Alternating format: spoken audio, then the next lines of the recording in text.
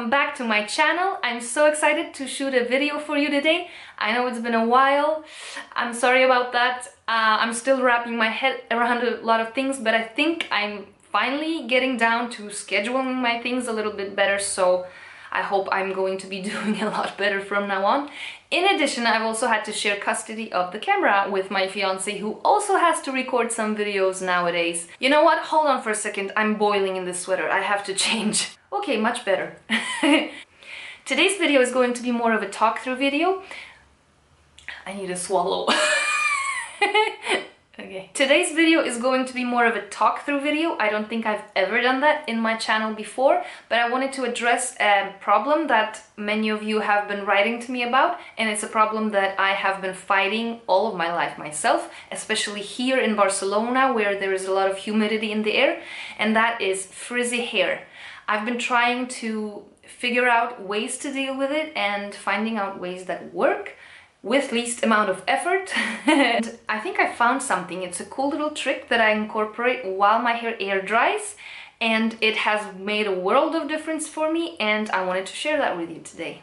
My hair naturally is not stick straight, it's not very sleek, it's not curly either, it's more on the wavy side, as you can probably see here, and especially underneath here, it gets sometimes, if I just, put water in the very strands underneath here, they get like super curly, and they're kind of more dry than the rest of the hair.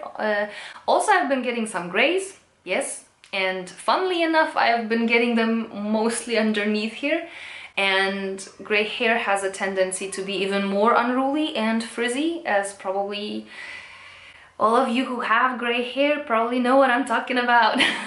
So yeah, that's that. What else was I gonna say? Yeah, I wouldn't say that it's damaged. It's in pretty good condition because I take good care of it, but it is, however, chemically treated. It's lifted 2 or 3 levels to get to this blonde. That makes it more dry than it would be naturally. Also, I have to be honest, I do put my hair through a lot.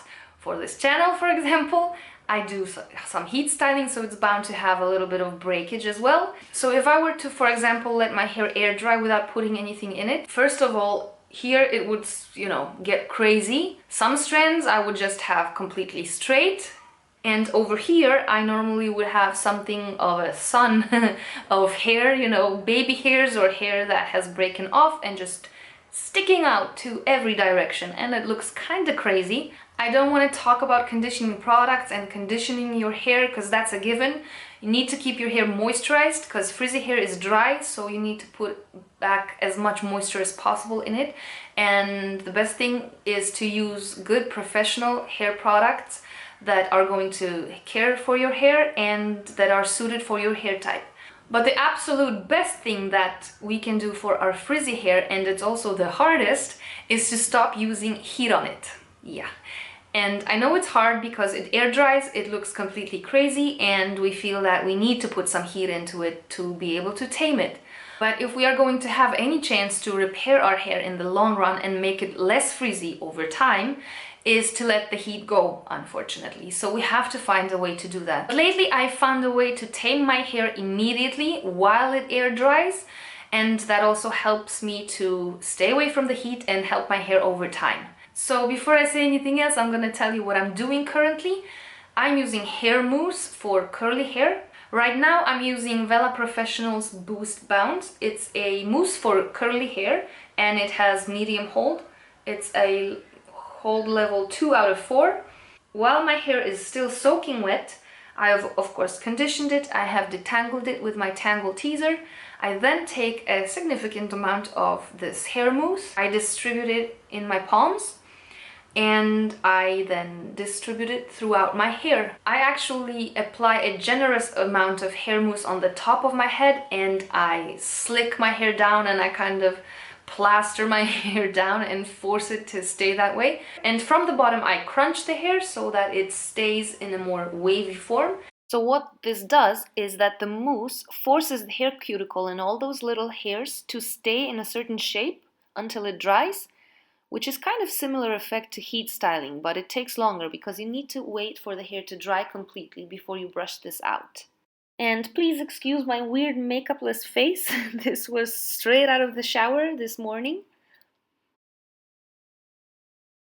And now you have to be patient, even if you feel like you're looking like a grease ball.